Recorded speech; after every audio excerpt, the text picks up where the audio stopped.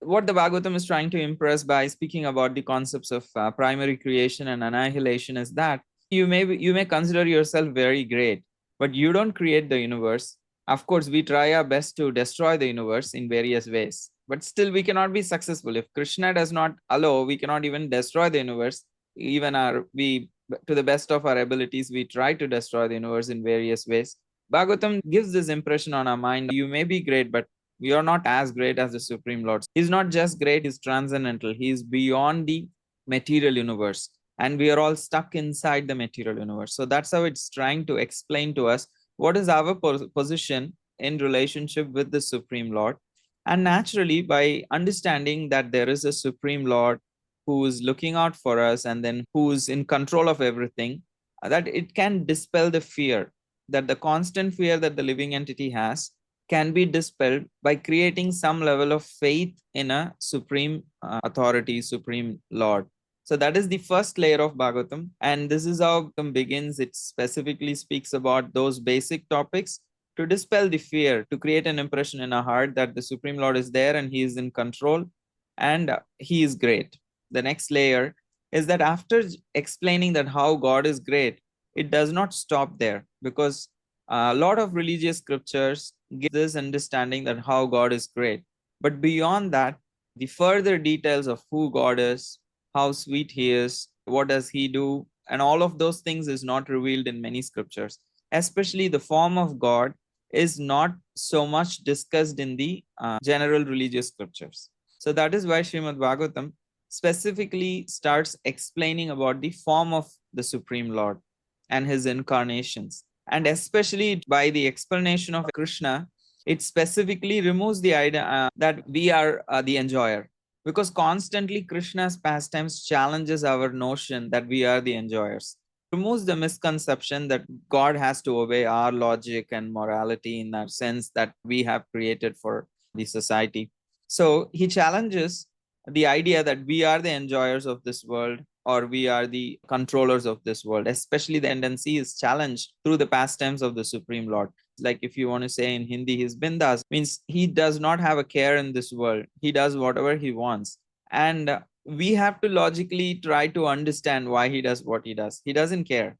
He is not here to obey our logic. So that is why Krishna's pastimes are so out of boundary or out of the usual logic that the human brain has. His ways are so fantastic and also so oblivious to what the world might think in many ways. And that into that through that he actually removes the misconception that we are the enjoyers, and also gives pleasure to his devotees who are actually having devotion in their heart. For those who have misconceptions that they are the enjoyer, it removes the misconception. For devotees, it gives pleasure. And from the topic of Visarga to Mukti, last week we discussed there are totally 10 topics of the Bhagavatam: Sarga, Visarga, Sthanam, Poshanam, Uti, Manvantara, Ishanukata, Nirodho, Mukti, Rashraya. So, among all of those topics, from Visarga to Mukti, all the various cantos are actually gradually building this narrative to explain the form of Krishna. Some places it is already revealed, but various other forms of the Supreme Lord and his pastimes are also revealed through these layers, and it gradually removes the misconception that I am the enjoyer in this world. Because all kinds of miseries, hellish planets, sufferings in the womb, and all kinds of problems that we face is all explained in these which also removes the misconception that we are here to enjoy. It shows the real nature of the world. So this is the second level of a layer of Bhagavatam.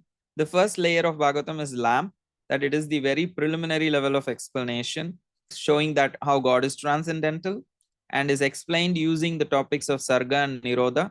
And then we are seeing the second layer, Visarga to Mukti. All these other, what do you call, how many topics? 7 topics are used.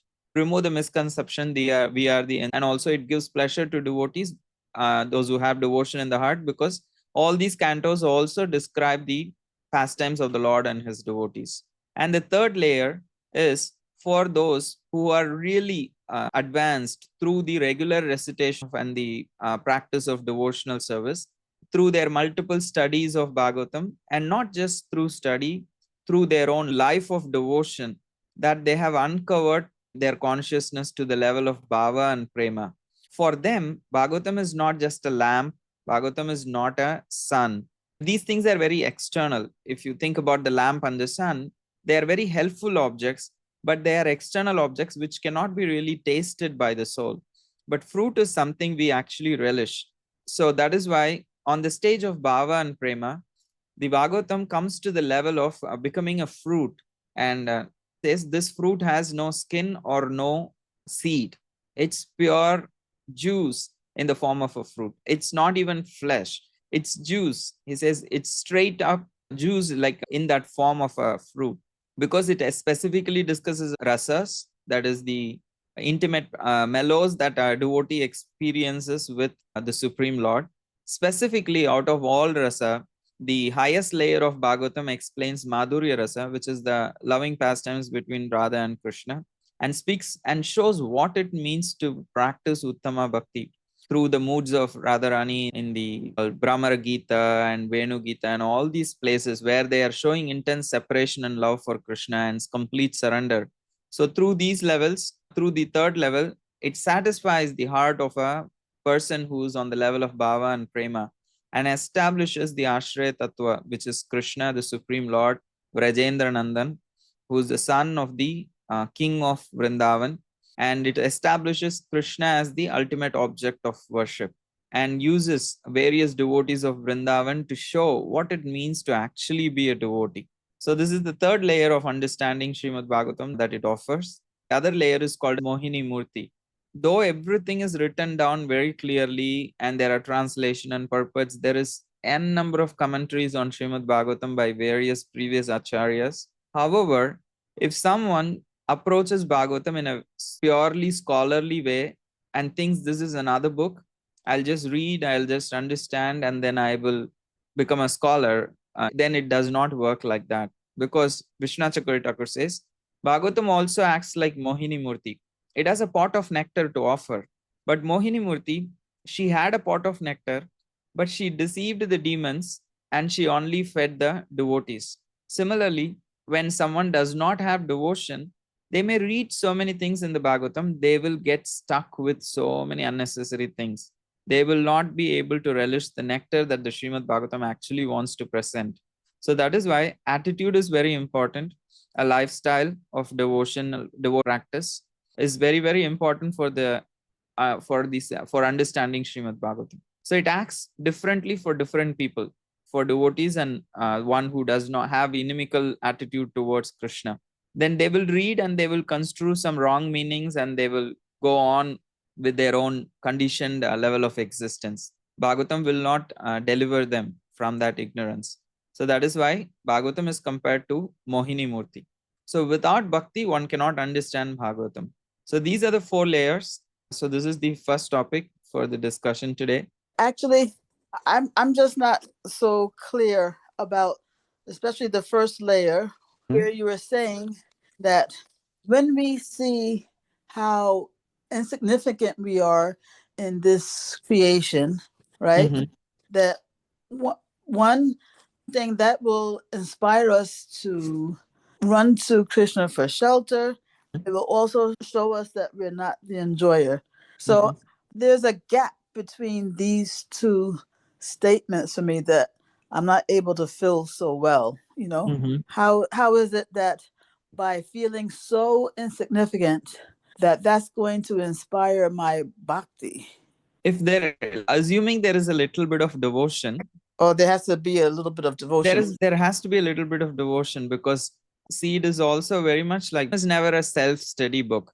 It needs to be heard from another person and will be inspired from the other person's heart. So there needs some level of little and little. However, still we have a lot of ego. Despite having devotion, we do have ego. So that ego is being like surgically removed through these sections of Sarga and Nirodha.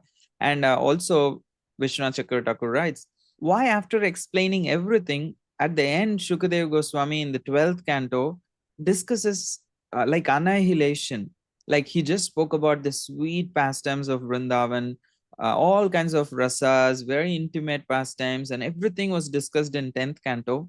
And then he took a strong philosophical approach in the 11th canto, And 12th canto is outright like tormenting, because it's dissolution of all types of dissolution, like the universal dissolution, the partial dissolution, and the bodily dissolution, all kinds of, it's very intense kind of a topic. So Vishnu Chakra Thakur explains how, because Parikshit Maharaj is going to leave his body, yes, he did hear all the pastimes of, but even if there was a little tinge of attachment to this world, Shukdev Goswami wants to make sure that he wants to remove it from the heart of Parikshit. So he goes a strong philosophical approach in Canto 11, discussing about all sadhanas and showing that how everything is inferior to, like, other than just practicing and achieving Krishna, practicing bhakti and achieving Krishna. And then he shows, even if you are a king and then this material world is amazing, still everything will be taken away, including your own body will go, the kingdom will go, not just the kingdom, the whole universe will go. So we do have devotion, still we have a lot of ego and attachments. So Bhagavatam is like taking a very systematic approach to dispel all our attachments, so that when we come to the 10th canto, we will be happily able to attach ourselves completely to Krishna. Okay, so actually this touched on, a connected question, which is that, I mean, you brought it up last time that, the Bhagavatam goes into such detail about the creation, right? It's just to show that it's temporary. And so that was another connection that I was missing. But here I think the connection that I think you're making just now is that even though it's so intricate, this creation, still it's temporary. And Yes. and that's because at first I couldn't understand, well, what does, the immense details have to do with temporality? I think you're making the point now that Krishna is trying to show that, yes, even though there is so much intricate detail in the creation, that is still temporary. And how great God must be that he creates such an amazing universe with so much details, and he's still detached, he is letting it go, and the only reason is for the reformation of the soul. So he loves us. Why would he, like, if we create anything which is, even we put little energy, we don't want it to go waste, but he does so much and still he is willing to let it go again for our sake, so that we can have a new iteration and again try and be frustrated with our desires. At least this time we will turn to him and take his shelter. And one last thing is that you said that the display of Krishna's pastimes is to show us that we're not the enjoyer, It can bring pleasure to the hearts of those devotees who really are already completely convinced of and are in the level of taking pleasure in Krishna's pastimes. On the other hand, if anyone, whoever has a little bit of a tinge of enjoyment tendency, it will become very clear to them that they are not the supreme enjoyers. Well, that's my question. It will become clear to the average sadhaka, because the average sadhaka will feel that his own enjoyment pales in comparison to Krishna. Yes, 16,108 queens, 16,108 palaces. Everything is replete with gems and pearls, and each wife has 10 kids and one daughter, and just like it's crazy. And then the Lord appears as a small dwarf and then covers the whole three planetary systems, or he comes as a boar and then lifts the whole earth, or as a tortoise, he holds the whole Meru mountain. So it's all like so wonderful, and it's like so fantastic for a human mind to comprehend. Thank you. Thank you. So that we now covered the different layers of understanding Srimad Bhagavatam. So in our first reading, we may not be able to get everything. When we try to read Bhagavatam, we need a lot of patience. It's not going to happen in one study, one course, one reading. It's a lifelong project. So here we are trying to help and inspire each other so that we can continue to understand the importance of Bhagavatam and continue to engage with it. And some understanding can help inspire us to continue to study. However, in the initial study, one layer of meaning will become clear, and in further hearing and reading and practice of devotion, the further layers will become clear. So, in your first reading, don't think much, just read as much as possible. So, if you haven't started your first reading on the side, at least read translations of the chapters in the order whenever you get time, whether you understand or not. Just keep reading. With every layer something will go, and then it will become more and more clear. So that's one of the reasons we discuss this layers of the Srimad Bhagavatam. Bhagavatam is eternal. It's not that only when someone spoke it, it came into existence. Bhagavatam is eternal and it is non-different from Krishna. So in that sense, Bhagavatam is also eternal. The knowledge is of bhakti and bhakti is also eternal. However, at a certain time in the history of the universe, it is given to Brahma. And that's the first time that Brahma is being given this knowledge by Narayan. So Narayan, Sriman Narayan, he just explains to Brahmaji the whole Bhagavatam in a nutshell of 4 verses that we usually know as Chatushloki Bhagavat. So those 4 verses are there in the second canto. And then Brahmaji speaks that knowledge of the Chatushloki, he expands it and speaks to Narada Muni, his son, his one of the main sons, first sons. And Narada Muni, he expands it further and gives that knowledge to his dear disciple Vyasadeva. Specifically, because Vyasadeva is also an empowered incarnation for putting all the Vedic literature together.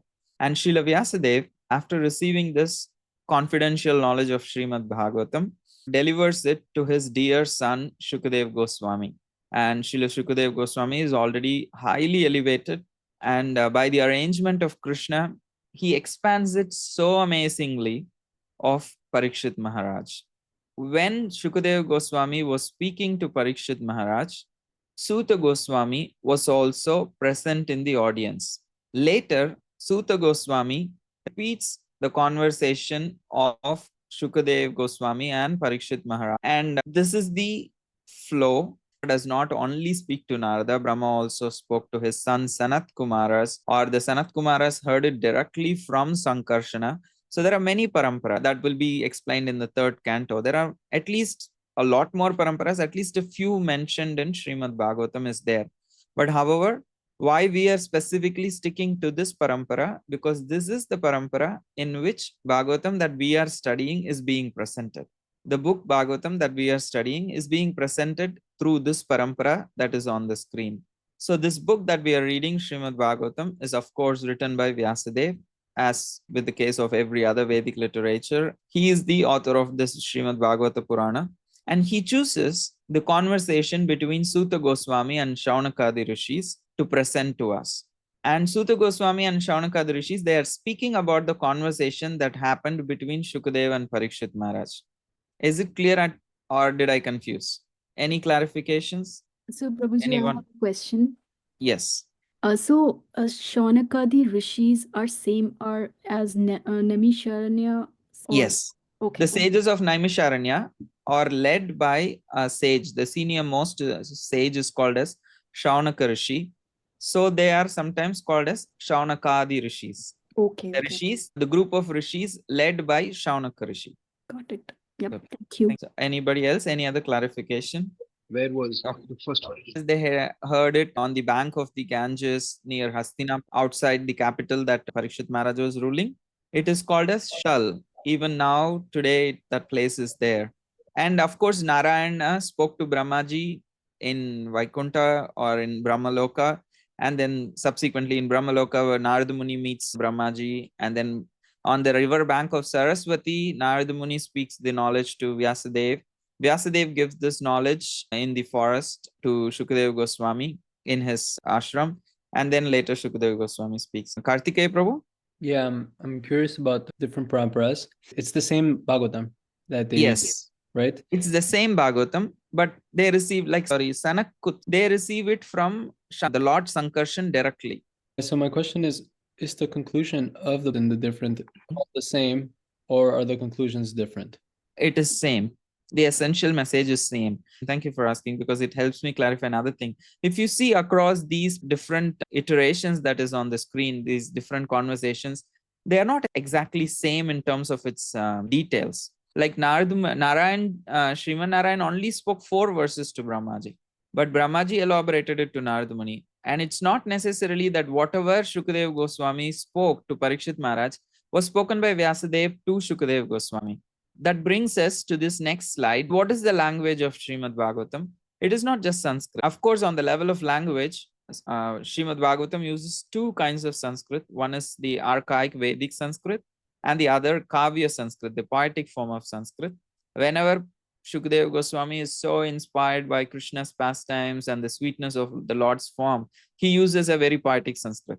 And the reason I'm coming to this point, Kartikeya Prabhu, is the third level of Bhasha that is used in the language that is used in Srimad Bhagavatam is called as Samadhi Bhasha. That means when Shukami was describing that how Mother Yashoda is running behind Krishna to catch him in the Damodar Leela, and all the flowers on her hair is falling, and then she is breathing heavily, and then her top cloth is sliding. So all these kind of detailed descriptions of the personalities and the details of the pastimes, he is actually seeing.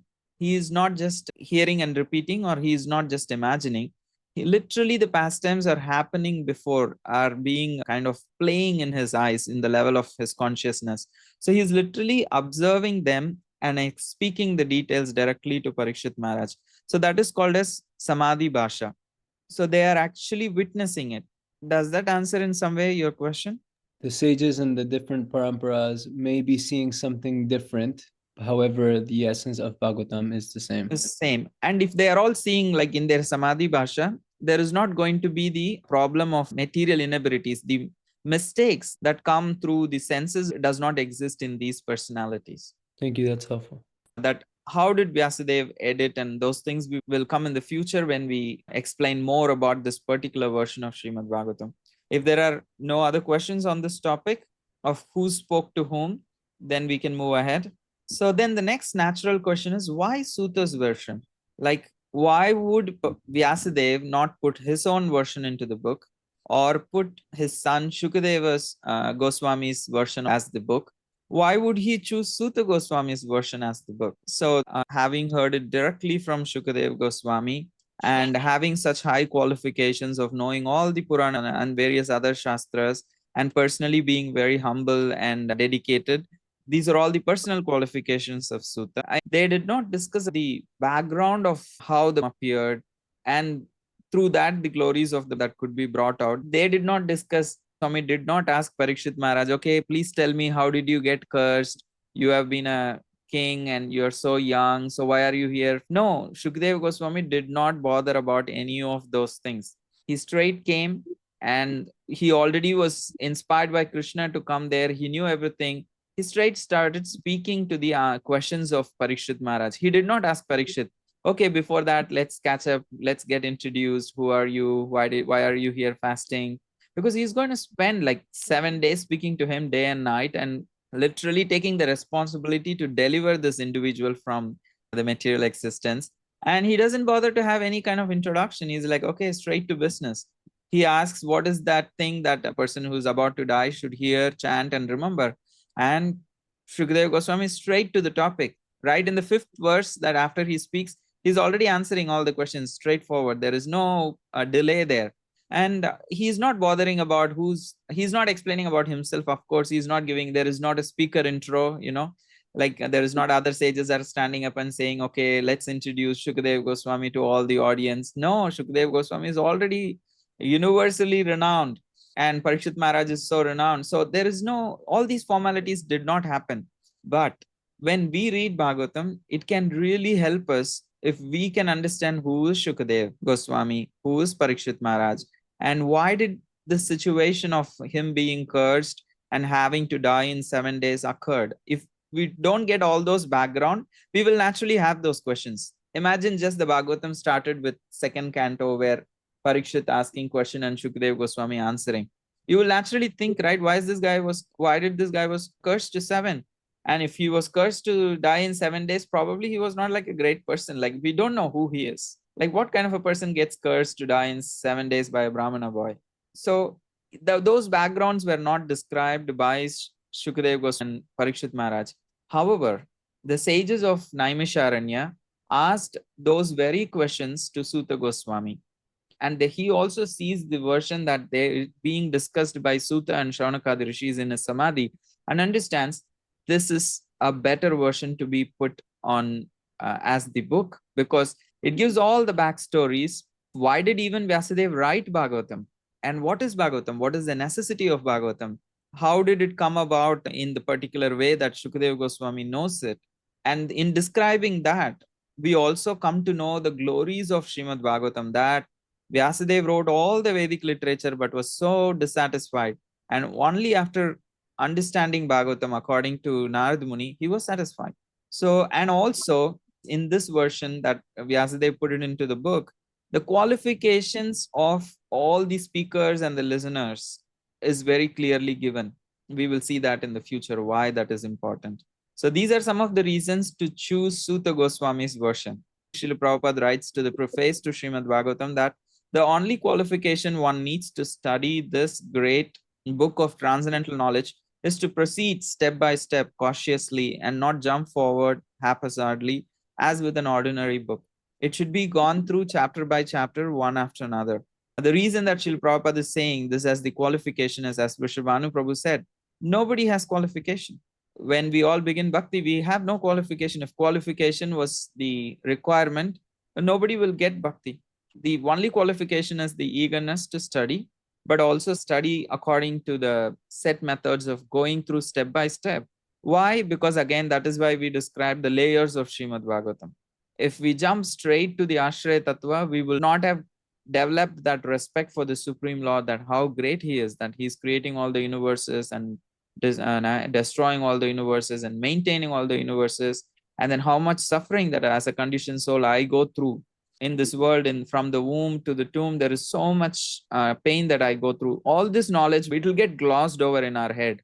And we will straight starting judging Krishna. Why is he doing that? Why is he stealing the clothes of gopis? Why is he like dancing in the middle of the night? So we will straight start thinking about Krishna as if he is one among us without understanding what is his transcendental nature.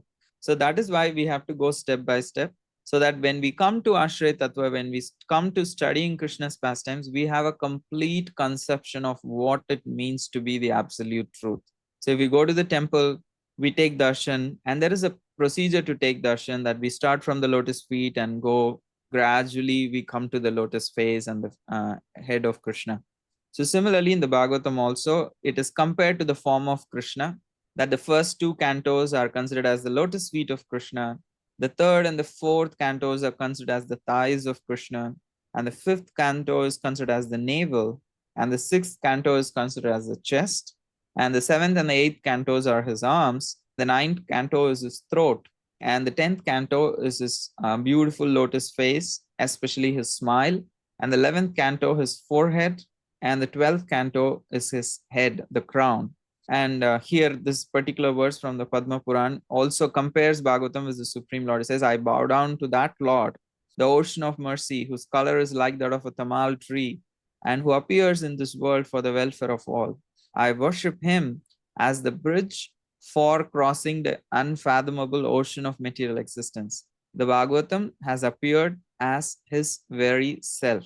So Srimad Bhagavatam is considered as the bridge with which we can cross this ocean of material existence. And it is very much compared to the form of the Lord. And as we take darshan, similarly, we start with the initial cantos and gradually understand and grow, and then come to the level of Ashraya Tattva. So thank you. What is the overall theme of Canto 1? Why does Vyasadeva bother to put Canto 1 as the Canto 1? That is, as Vrishabhanu Prabhu asked, this specific topic of Adhikari Tattva is the foremost topic of the Canto 1. What does Adhikari Tattva means? What is the qualifications of the person who speaks Bhagavatam and the person who listens Bhagavatam? So that is very much clarified in this first canto, because without a proper methodology, no study can achieve its actual purpose. So Srila Vyasadeva utilizes Suta Goswami and Shaunakadi Rishi's conversation to establish what is the methodology of approaching, and it is very similar to the topic of what is the qualification that is required for the speaker and listener. And it's a very elaborate topic. I will come to it after covering other points. And this is the Adhikari Tattva. And then it also, as I explained earlier, this Canto 1 also explains the background of Shukadeva Goswami, Parikshit Maharaj, glories of Bhagavatam, history of Bhagavatam, and all of those things. Additionally, it describes two other topics. That is, Bhagavatam is considered as a continuation of Mahabharata, rather a clarification of Mahabharata. And Madhvacharya himself in his Bhagavata Tatparya Nirnaya states that how Bhagavat is the actual conclusion of Mahabharata, and Srimad Bhagavatam is carrying forward that conclusion of Mahabharata, which is the glories of devotees and devotion. Somehow it gets lost in the vast ocean of Mahabharata. So that is why Bhagavatam extracts that essence and rescues that essence and takes it forward and establishes that conclusion of the glories of devotion and the devotees in a very clear way in the Srimad Bhagavatam. That is one reason. This is one of the thematic summaries of the Canto 1. And the other one is the glories of Bhakti. That Canto 1 wants to glorify the process of Bhakti and wants to establish who's the object of study. So that is covered through the prelude where absolute truth is described. However, Bhagavatam Canto 1 describes the glories of Bhakti through specifically chosen devotees. Bhakti's natural qualification is knowledge, that naturally it gives rise to knowledge and detachment. What you call jnana and vairagya. So that's a natural symptom of bhakti. And that usually is not very commonly observed in this world. Anyone has great knowledge about the supreme absolute truth or in life in general and has detachment. These two qualities are very rare. And just by practicing bhakti, naturally anyone can achieve these qualities. And that is why Srimad Bhagavatam chooses the personalities it chooses to glorify bhakti. So as you all said, Mother Kunti, Uttara and Draupadi, and the queens of Hastinapur and the queens of Dwarka, these are all ladies. And in the Vedic tradition, ladies are usually not taught the Vedas. So they are not going to Gurukul and they are not studying Vedas. So they are usually considered as not as, I'm speaking in terms of academically, I'm not saying women are less intelligent. I'm being politically correct here. What I'm meaning is they are not as well given the opportunities to study like how other men were able to study. So women did not go to Guru. So it might be usually considered that they may lack transcendental knowledge. However, Bhagavatam uses the very first personalities that who offer prayers to Krishna in the Canto 1 of Bhagavatam is Uttara and Kunti Maharani, especially Mother Kunti. Her life was very tough, and she does state what kind of difficulties she went through in her life in the beginning of her prayers. But the kind of knowledge, the conclusive knowledge of Vedic scriptures that she offers in her prayers is astounding. That even great scholars sit, study, and keep discussing for ages together. That's how deep her prayers are. And she's just, in the worldly view, she's just a normal woman, not just any woman, embroiled in politics of the imperial palaces, and so kind of had such a tormenting life, lost her husband very early, had to raise 5 kids, and had to put up with all the politics of the palace. And one of her eldest son, she had to let him go in the beginning of her life, and then she had to see them fighting, her own sons fighting against each other, all of this turmoil that she went through. And when she expresses the knowledge, she says, what is the use of all this wealth and beauty and everything? A person who has all these things cannot call you out with feeling. But she's having that feeling. She is saying, I don't want anything. Cut all these attachments. The only attachment I want is with you. Let my mind flow like the river Ganges flows towards the ocean without being stopped by any obstacle. So she's literally stating Ekanta Bhakti, complete focused Bhakti.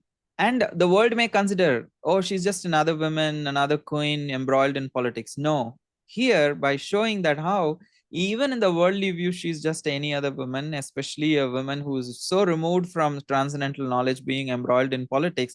When she opens her mouth, the kind of detachment that she shows and the kind of knowledge that she shows is astounding. It's just through a life of devotion, nothing else. A life dedicated to devotion. That's all was her qualification. So through that, Bhagavatam is showing that we don't need to be scholars. All that we need is a life of devotion dedicated to the practices of bhakti. And the next personality is Bhishmadev, a warrior whose life went in just defending the Kuru dynasty and what not, what amount of politics and what amount of difficulties that he had to go through. And amidst all of that, when he has the great boon to leave his body anytime, why would anyone suffer in the bed of arrows if they could just leave their body anytime? And people might think he just waited for Uttarayan, but Vishwanath Chakravarti Thakur says he waited for the Uttarayan, that is Krishna, the person, the Lord who appeared in the womb of Uttara. That is why he is called as Uttarayan, the Lord who appeared in the womb of Uttara to save Parikshit. He was waiting for that Lord to appear, the Lord Uttara, now Uttarayan, to appear so that he could actually live in the presence of Krishna. Any other warrior will not get that boon that Krishna personally came there and stood before him smiling, showing his smiling face to Bhishma Dev so he could meditate on the face of what kind of a fortune is that? Who gets that? And how great Bhishma Dev must be to be able to get that benediction. And the kind of knowledge he gives, 50% of Mahabharata is what Bhishma Dev speaks on the battlefield while lying on the arrow bed. He says literally, now that you have all this knowledge and devotion, why did he take the side of the Pandavas? Draupadi asks. For that, Bhishma Dev says, now that my blood, which was nourished by the food of Duryodhan, is all drained from my body, I have got the better intelligence now. He's just saying out of humility. The kind of knowledge that he speaks to Yudhishthira Maharaj, to that extent that Yudhishthira could not be convinced by Supreme Lord, but he got convinced by Bhishma Dev. So Krishna is establishing the glories of Bhishma and indirectly establishing the glories of devotion. If someone led a life of devotion, the knowledge about Krishna is a byproduct. Detachment from this material world is a byproduct.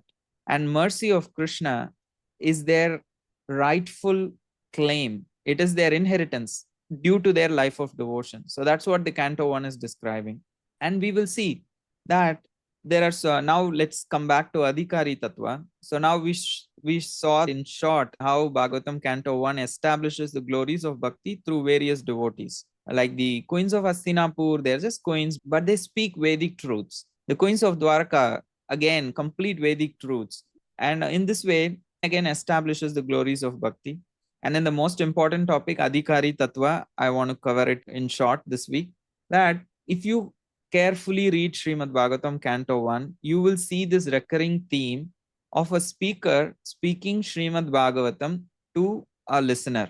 So all these instances of Swami speaking to Shab and Muni speaking to Vyasadeva, Muni hearing Vedanti, all these iterations is all found in the first canto.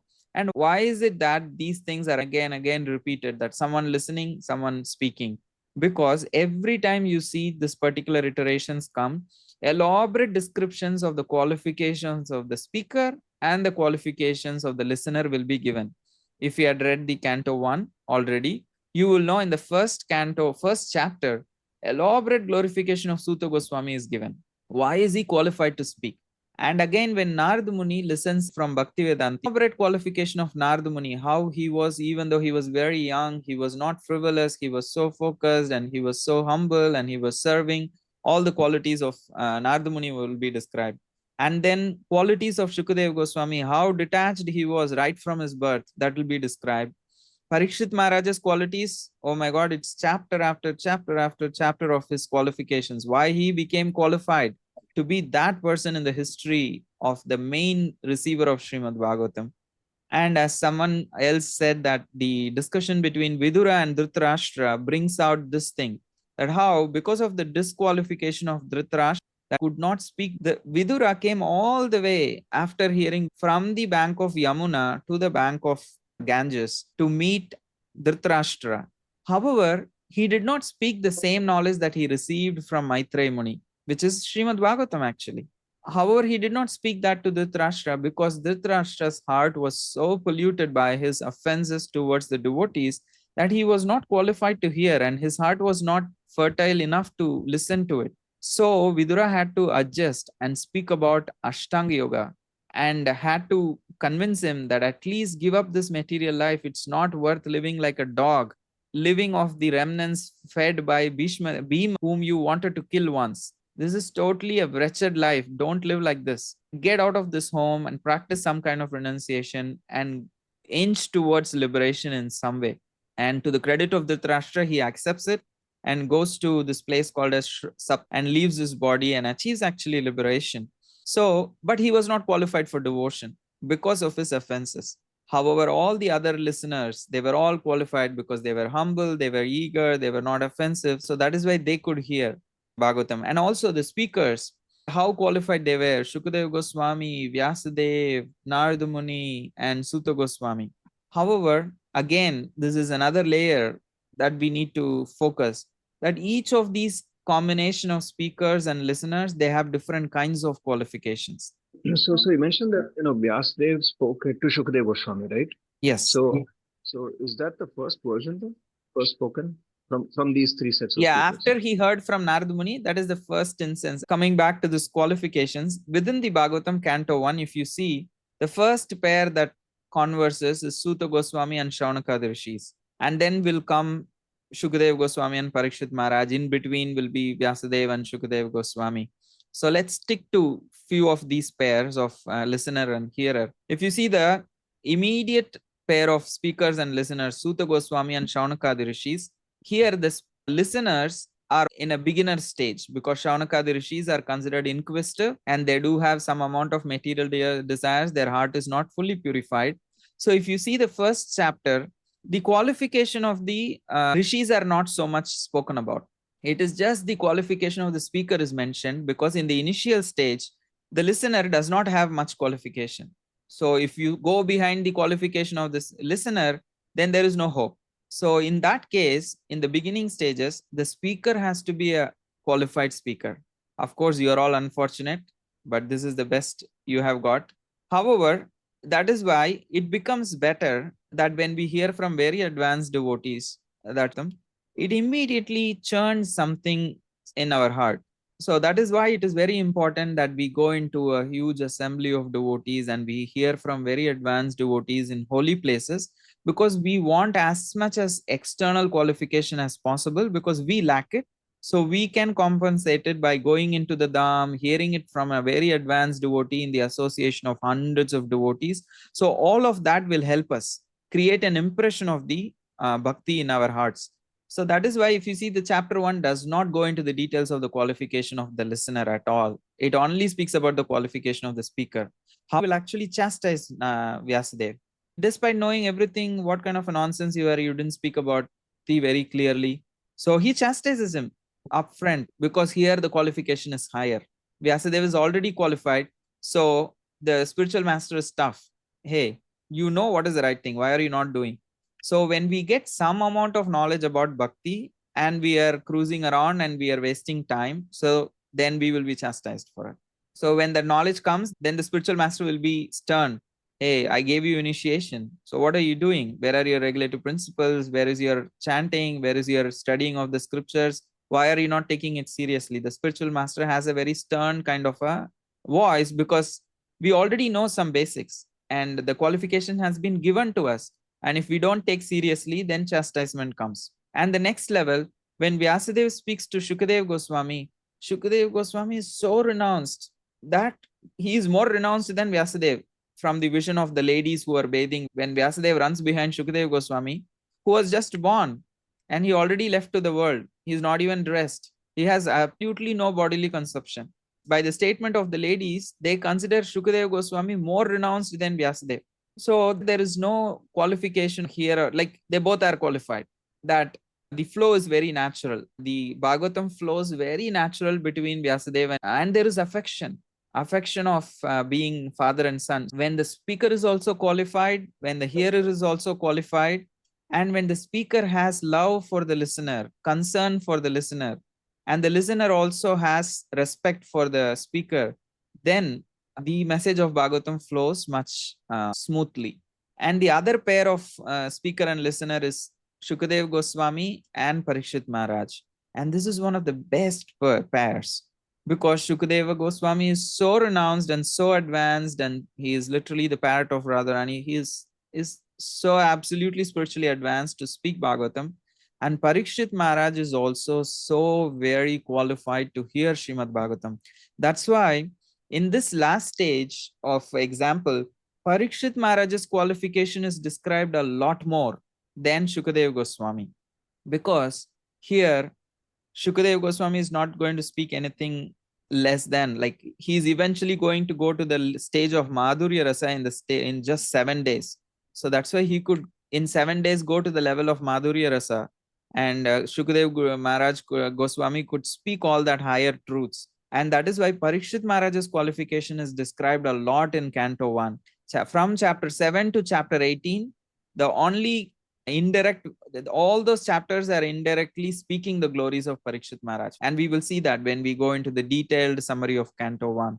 So this is the thematic summary of Canto 1, that Canto 1 provides the prelude and history of Bhagavatam, its supremacy over other Puranas, glories of Bhakti, and in elaborate, it gives the Adhikari Tattva. Okay, you are very interested in speaking Bhagavatam, you are very interested in hearing Bhagavatam, but what is the qualification required? What is the methodology for it?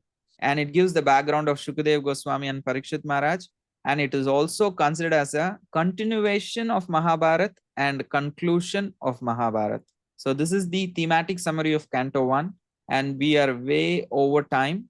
So we will do the Canto summary next week, the elaborate Canto 1 summary next week.